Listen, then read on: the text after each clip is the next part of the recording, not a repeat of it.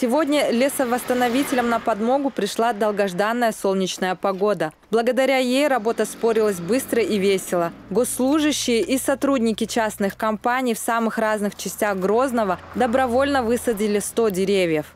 Вместе с префектурой Ленинского района делаем посадку деревьев в сторону аэропорта. Около 50-100 деревьев мы планируем.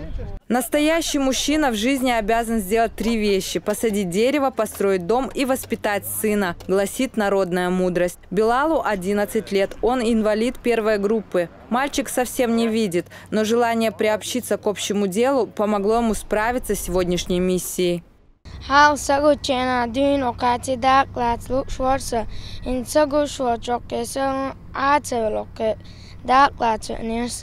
В районе мечети «Сердце Чечни» появятся молодые липы. В расчищенные лунки на расстоянии 4 метров друг от друга высаживают деревца с укрепленной корневой системой. Они приживаются на 90%, а при цветении липа источает приятный аромат. Задействован весь аппарат мэрии, сотрудники, а также подведомственное предприятие МУП-комбинат «Зеленстрой».